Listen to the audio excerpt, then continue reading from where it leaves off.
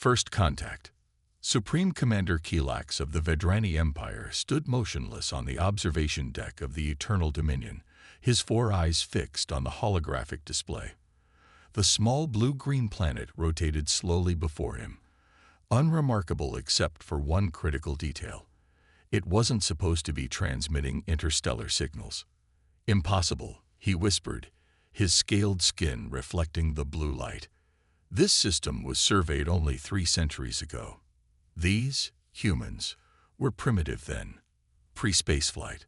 Science Officer Vexel approached cautiously, her data tablet clutched in her lower appendages. The readings are verified, Supreme Commander. The signals originate from multiple points in this system. They have established colonies on 3 other planets and 7 moons. Kilax's crest flattened against his skull, a sign of extreme displeasure among the Vedrani. How? 3 centuries is barely enough time for a species to develop rudimentary space travel, let alone establish a system-wide presence. Unknown, sir, but there's more. Vexel hesitated. We're detecting energy signatures unlike anything in our databases. This caught the Supreme Commander's full attention. The Vedrani Empire spanned 17,000 star systems and had cataloged technology from over 30,000 species across 3 galactic arms. There was little they hadn't seen in their 12,000 years of expansion. Show me. The holographic display shifted to a complex energy pattern that pulsed with an almost organic rhythm. Kilax's secondary eyes widened, the biological equivalent of shock for his species. This defies our understanding of physics, Vexel said quietly. Their energy production methods appear to tap into something our scientists have only theorized about. If these readings are accurate, even their smallest vessels potentially generate more power than this dreadnought. Kilax's crest rose slightly. That cannot be correct. Recalibrate your instruments. We have, sir, 3 times. A tense silence fell over the bridge. The Vedrani Empire's supremacy had never been seriously challenged. Their technological advancement had proceeded along a predictable curve for millennia, with only occasional leaps forward when they assimilated particularly innovative species. The idea that a primitive race could suddenly appear with technology that rivaled or exceeded their own was more than troubling. It was existentially threatening. "They're hailing us," announced the communications officer. "On screen," ordered Kilax, straightening his ceremonial armor. The holographic display shifted again, now showing the human female with dark skin and short silver hair. She wore a simple dark uniform with minimal ornamentation, a stark contrast to the elaborate decorations that denoted Kilax's supreme rank. "Greetings to the Vedrani vessel," she said in perfect galactic standard. "I am Admiral Helena Chen of the United Earth Alliance. We welcome you to Sol's system." Kilax felt his blood run cold. How did these humans know their language? More importantly, how did they know who the Vedrani were? The Empire had never made contact with Earth. "I am Supreme Commander Kilax of the Vedrani Imperial Fleet," he replied, keeping his voice steady. "Your knowledge of our language and identity requires explanation." Admiral Chen smiled slightly. "We've been aware of the Vedrani Empire for some time, Commander. Your automated survey probe that visited us 3 centuries ago was quite informative once we managed to access its databanks." "Impossible. The probe would have self-destructed if tampered with, unless—" "We've been expecting contact from your empire," Chen continued. "Though perhaps not quite this soon. We'd be honored to welcome a diplomatic delegation to discuss formal relations between our peoples." Kilax's tactical mind raced through implications. These humans had somehow captured and decoded an Imperial probe without triggering its security measures. They had rapidly advanced from primitive technology to interstellar capability. They possessed energy technology beyond Vedrani understanding. "We accept your invitation," he said finally. "Prepare to receive our diplomatic shuttle." As the transmission ended, Kilax turned to his executive officer. "Deploy sensor drones throughout the system. I want complete intelligence on their military capabilities, industrial capacity, and population centers." Yes, Supreme Commander. And if they detect the drones? They won't, Kilax replied confidently. Our stealth technology is unmatched. 4 hours later, Kilax sat rigid in his command chair as the tactical officer delivered the most humiliating report of his 5-century career. All drones have been intercepted and disabled, Supreme Commander. The humans sent us this message along with the deactivated remains. The holographic display showed Admiral Chen again, this time with a small object in her hand, one of the microscopic sensor drones, now visible to the naked eye. Commander Kilax, she said calmly, while we understand the impulse to gather intelligence, unauthorized surveillance of Earth territory constitutes a breach of diplomatic protocol. We've deactivated your devices and are returning them as a courtesy. We look forward to our meeting tomorrow and hope for more transparent interactions in the future. The message ended, leaving the bridge in stunned silence. How? Kilax finally demanded. Those drones employ phase-shifting technology. They exist partially outside normal space-time. They cannot be detected, let alone intercepted. No one had an answer. In the diplomatic chambers of Orbital Station Unity, Kilax led a delegation of 8 high-ranking Vedrani officials. The station itself was another shock. A massive structure that dwarfed anything the Empire had constructed in orbit around their worlds. Its elegant flowing architecture seemed to defy structural limitations, with vast open spaces and gardens visible through transparent sections that should have been impossible to maintain against the vacuum of space. Admiral Chen greeted them personally, accompanied by representatives from what appeared to be various Earth governments or regions. Their diversity was striking. Different skin colors, body types, and attire suggesting a heterogeneous culture unlike the strictly hierarchical Vedrani society. "Welcome to Unity Station," Chen said. "We've prepared these chambers according to what we understood of Vedrani environmental preferences. Please inform us if any adjustments are needed." Kilax noted with irritation that the temperature, atmospheric composition, and gravity were indeed perfectly calibrated for Vedrani comfort. More evidence of how much these humans had learned from the survey probe. "Thank you for your hospitality," he replied. "The Vedrani Empire wishes to understand your rapid technological advancement. Such development is unprecedented in our records." Chen nodded. "Necessity drove our progress, Commander. When we discovered we weren't alone in the galaxy, and that much older, more powerful civilizations existed, we united our planet's resources toward ensuring our survival." "You feared us," stated Kilax, feeling on more familiar ground. Fear of the Empire was a reaction he understood. "Not fear, Commander. Prudence. Your probe's databanks indicated the Empire has a history of integrating less advanced species into your hierarchy. We preferred to meet you as equals." Science Officer Vexel leaned forward. "Your energy technology. It operates on principles unknown to us. This should not be possible," a human male with pale skin and auburn hair responded. "Dr. Anton Kazarian, Earth Science Directorate. Our quantum flux technology was actually developed from principles we found in your own historical records, specifically theoretical work by Vedrani scientist Moxtal from approximately 3,000 years ago." Kilax's crest flattened completely.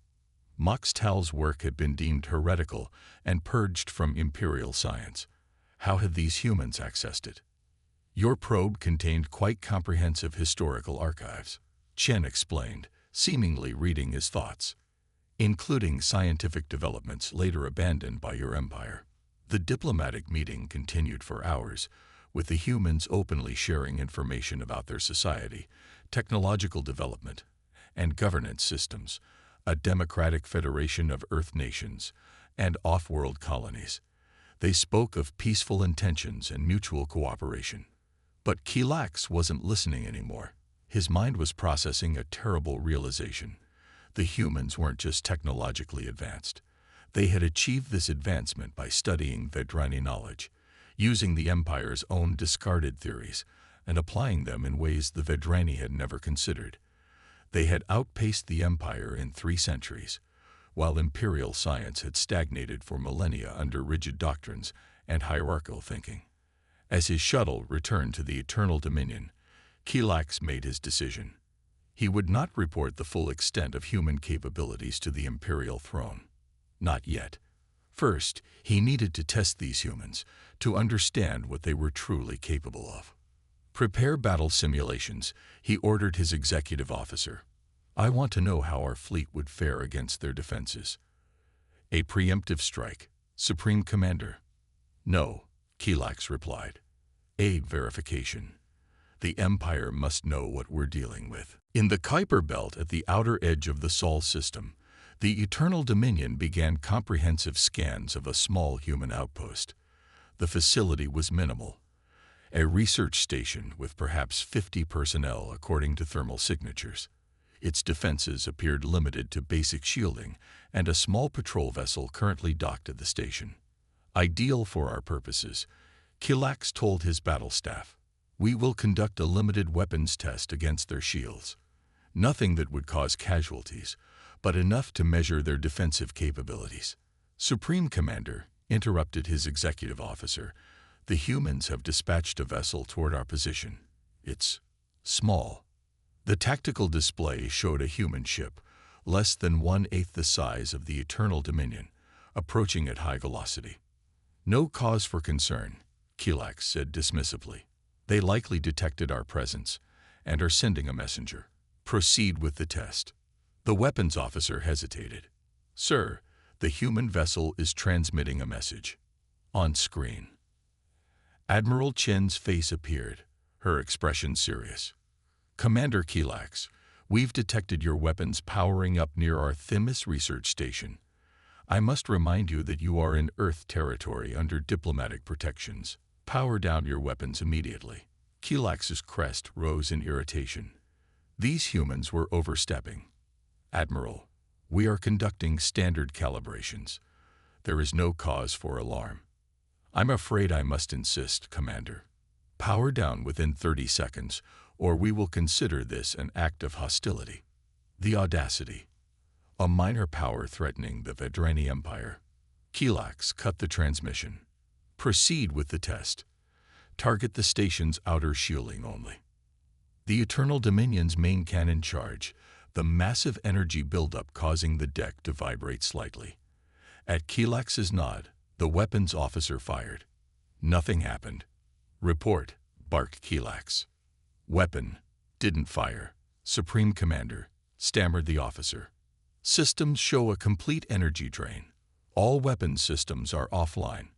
Impossible. Kilax slammed his fist against his command chair. Auxiliary power. Sir, the tactical officer interrupted, the human vessel has activated some kind of field. Our sensors can't penetrate it, but it appears to be affecting our ship's energy systems. Another transmission came through. Chen again. Commander, we've temporarily disabled your weapons capabilities. No permanent damage has been done to your systems. They will reset in approximately 10 minutes. I strongly suggest you use this time to reconsider your approach to relations with Earth. We prefer friendship, but we are prepared for alternatives. The transmission ended, leaving Kilax staring at the blank screen, his four eyes blinking in sequence, the Vedrani expression of profound shock.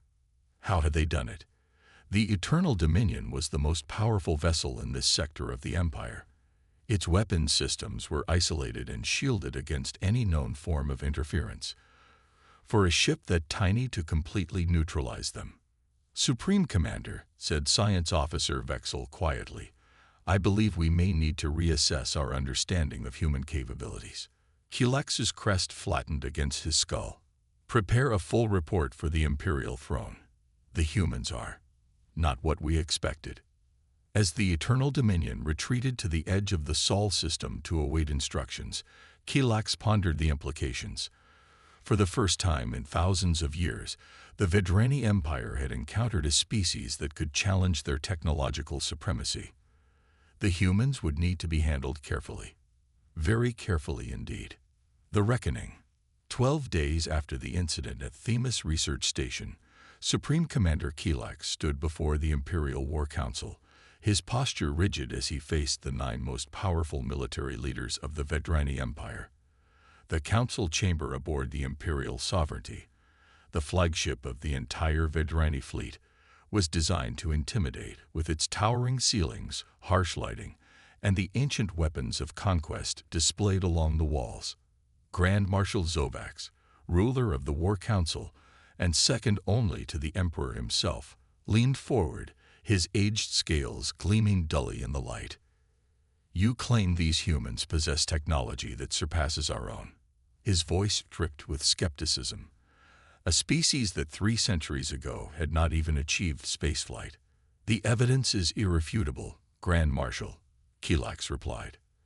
"Their energy manipulation capabilities alone.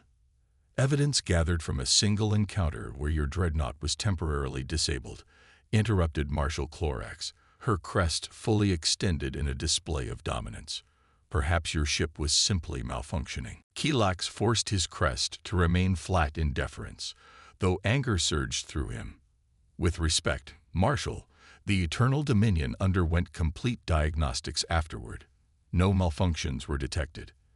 The humans somehow projected a field that selectively drained our weapon systems." Science Overseer Trellis, the only non-military member present, studied the data floating on the holographic display. "These energy patterns are concerning," she admitted.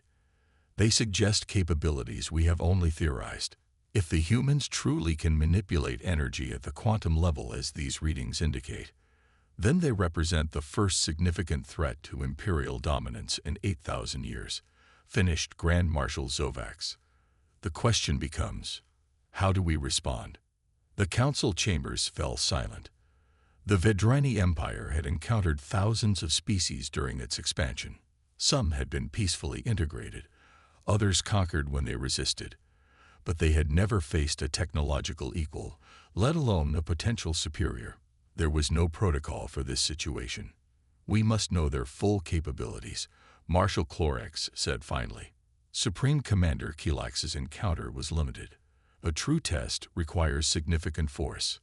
"The Fifth Fleet is positioned 2 light-years from the human system," offered Marshal Drevin. 27 capital ships, including 3 supercarriers, more than enough to properly assess their military capacity. Grand Marshal Zovax nodded slowly. "Deploy the Fifth Fleet to the human system. They will conduct graduated testing of human defenses. No permanent damage, no casualties, yet. We need information, not war." "And if the humans respond with force?"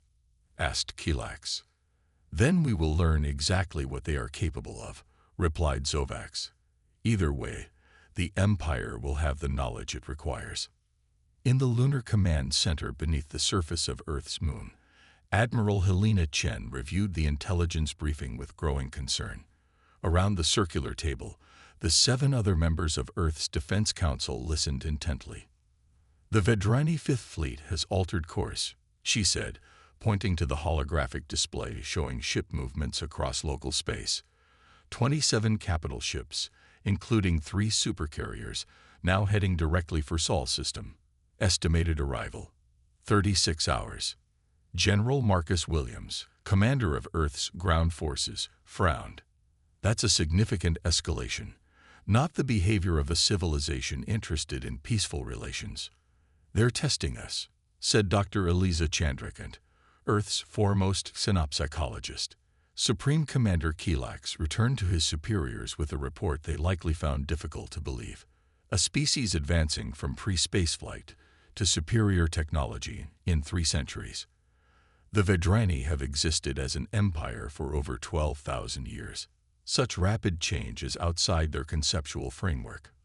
"So they're sending a battle fleet to verify Kilax's findings," Chen concluded. "The question is, how do we respond?" Director Jian Feng of Earth Intelligence tapped his fingers on the table. "We have 3 options. 1. Full revelation of our capabilities, which might deter conflict but would reveal our technological advantages. 2. Measured response, showing enough to make them cautious, but keeping our most advanced systems hidden. 3. Apparent submission, which might buy time but would position us as subordinate in their hierarchy. President Amara Okafor, who had been listening silently, finally spoke. What do we know about their intentions beyond this verification? Dr. Chandrakant pulled up historical data extracted from the Vedrani probe. The Empire follows consistent patterns. New species are categorized by technological level and either peacefully integrated or, if they resist, conquered and then integrated. Their civilization values stability and hierarchy above all else. Our rapid advancement and unexpected capabilities represent a fundamental challenge to their worldview. They fear us, said General Williams. With reason, replied Chen. If they've interpreted our capabilities correctly, we potentially represent the first serious threat to their dominance in millennia. President Okafor stood, her tall frame casting a shadow across the holographic display. We always knew first contact would be delicate. We've prepared for this moment since we first decoded that probe 3 centuries ago. Implement Defense Protocol Omega-3. Show them enough to earn respect, but not enough to provoke fear.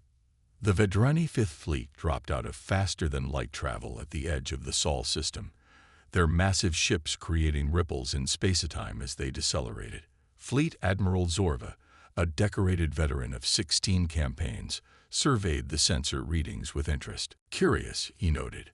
The humans have made no attempt to conceal their presence. They must have detected our approach days ago, yet they deployed only a small defensive formation. The tactical display showed 15 human vessels positioned in a loose sphere around the inner system, protecting Earth and its nearby colonies, but making no aggressive moves.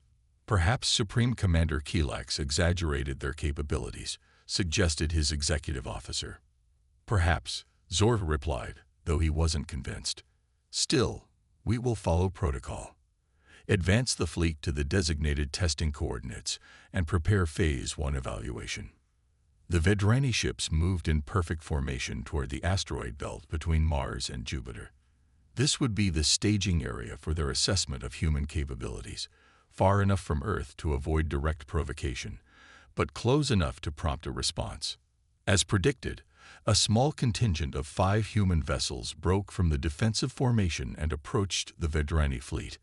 One of them transmitted a message.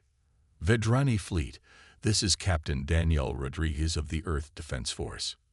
Your presence in such numbers constitutes a potential threat to Earth security. State your intentions immediately. Admiral Zorva was impressed by the humans' directness. Most species approached the Empire with deference or fear. This is Fleet Admiral Zorva of the Imperial Fifth Fleet. We are conducting standard maneuvers in unclaimed space. There is no cause for concern. The human captain's response was immediate and firm. Admiral, the entirety of the Sol system falls under Earth jurisdiction. There is no unclaimed space here. We request your immediate withdrawal to beyond the heliopause. Zorva signaled his communications officer to mute the transmission temporarily. They claim the entire system, he said to his bridge staff. Ambitious for such a young species. Shall we proceed with Phase 1 testing? Asked his tactical officer. Yes. Target the largest asteroid in the belt with low-yield weapons. Let's see how they respond to a simple display of force. The lead Vedrani cruiser charged its forward batteries, the energy buildup clearly visible to the human ships. Without warning, it fired a precision beam that struck a massive asteroid, vaporizing a small portion of its surface. The response was immediate.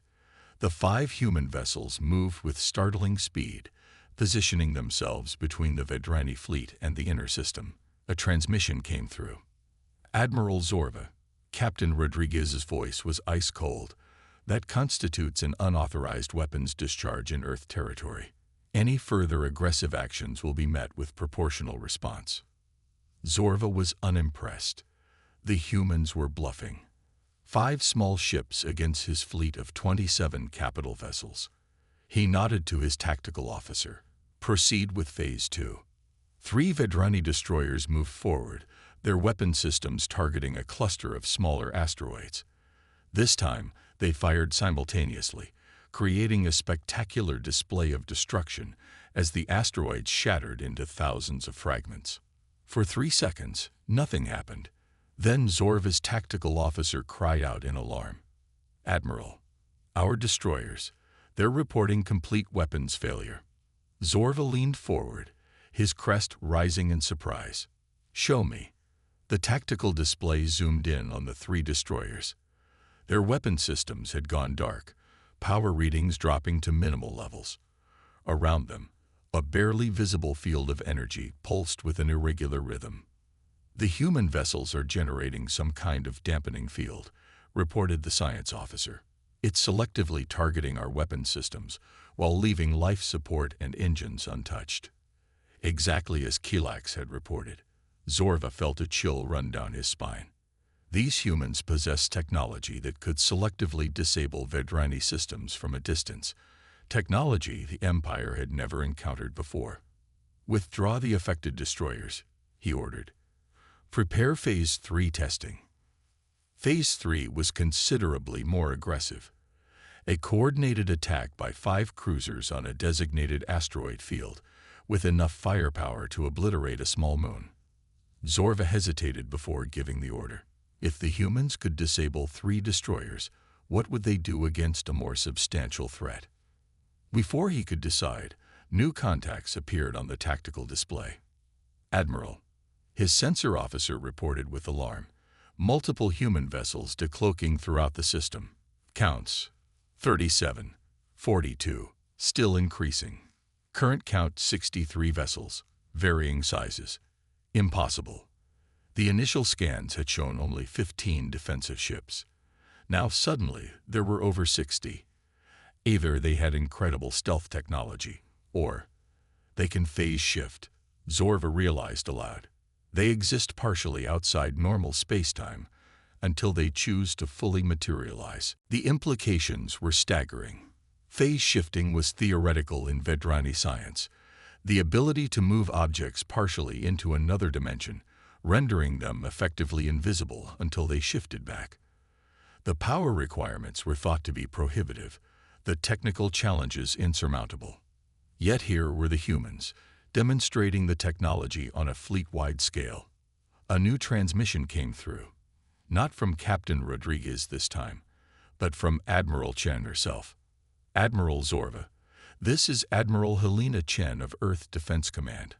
I understand you're conducting tests to verify our capabilities. I hope this demonstration clarifies matters. We possess sufficient force to defend our system, but have no interest in conflict with the Vedrani Empire.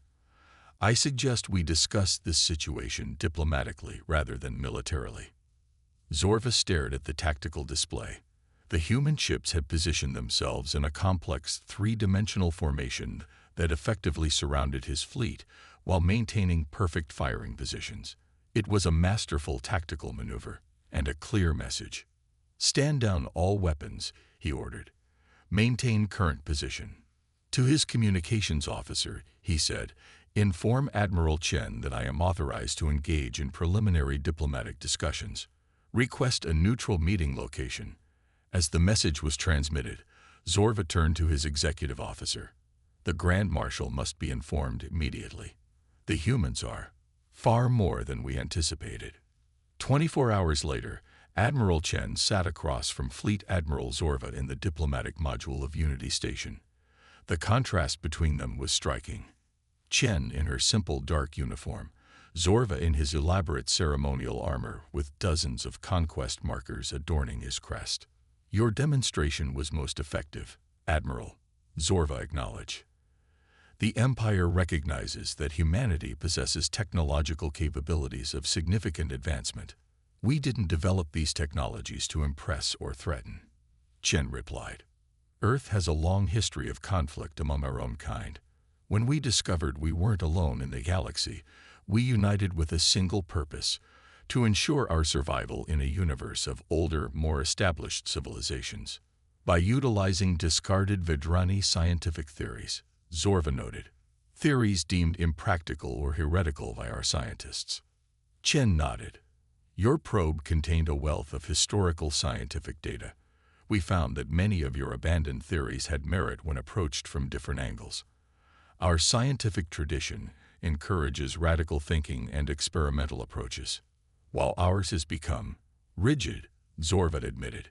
This was a profound realization for a high-ranking Vedrani, an acknowledgement that their civilization's strength had become its weakness. The Empire has never encountered a species that developed so quickly, he continued. In our experience, technological advancement follows predictable patterns over thousands of years. You have defied those patterns. Human history is defined by adaptation and innovation, Chen explained. We evolved on a world with rapidly changing conditions and fierce competition. When survival depends on adaptation, you either evolve quickly or perish. Zorva considered this. The Vedrani homeworld was stable, with minimal seasonal variation and few natural predators.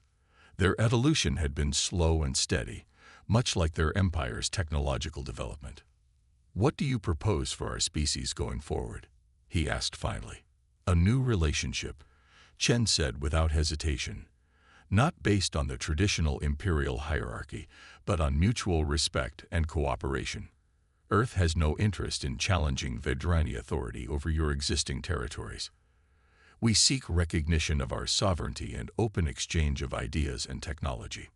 Some in the Empire will see this as weakness, Zorva warned. Others will view humanity as an existential threat that must be eliminated before you grow stronger. Chen's expression remained calm, but her eyes hardened slightly. That would be unwise, Admiral. What you've seen represents only a fraction of our defensive capabilities. We prefer peace, but we are prepared for alternatives. Zorva believed her. The tactical analysis was clear. Humanity possessed technology that could potentially neutralize the Empire's military advantage. A full-scale conflict would be devastating for both civilizations. I will convey your proposal to the Imperial throne, he said. But change comes slowly to an empire that has existed for 12 millennia. There will be resistance. We understand, Chen replied. Earth has committed to a patient approach. We've waited 3 centuries since discovering your probe. We can wait longer for the right relationship to develop. As the meeting concluded, Zorva found himself respecting these humans more than he had expected. They were not just technologically advanced, they were strategically sophisticated, tactically brilliant, and diplomatically nuanced. For the first time in his long career, he was encountering a species that couldn't simply be categorized within the imperial framework. The humans represented something new in the galaxy, a young civilization that had leapfrogged millennia of gradual development through innovation and adaptation. 6 months later, Supreme Commander Kelak stood beside Admiral Chen on the observation deck of Earth's newest diplomatic vessel, the Concordia. Through the viewport, they watched as representatives from 27 species, some from the Vedrani Empire, others independent, gathered for the first Galactic Cooperative Summit. Your Emperor's decision to support this initiative was unexpected, Chen commented. Many on Earth believed the Empire would never accept us as equals. The Emperor is 12,000 years old, Kelak replied. He has witnessed the rise and fall of countless civilizations. When presented with evidence of humanity's capabilities, he recognized that the old approach was no longer viable. What Kelak didn't mention was the profound shock that had reverberated through imperial hierarchy when the full technological assessment of humanity had been presented. The realization that a species could develop so rapidly, innovate so creatively, and challenge imperial supremacy so effectively had triggered the greatest governmental crisis in thousands of years. In the end, pragmatism had prevailed. The Empire would adapt, slowly, reluctantly, but inevitably. The alternative was stagnation and eventual decline. The Galactic Cooperative represents a new model, Chen said. Not domination or submission, but genuine collaboration between species. A radical concept, Kelak acknowledged. But perhaps it's time for radical concepts.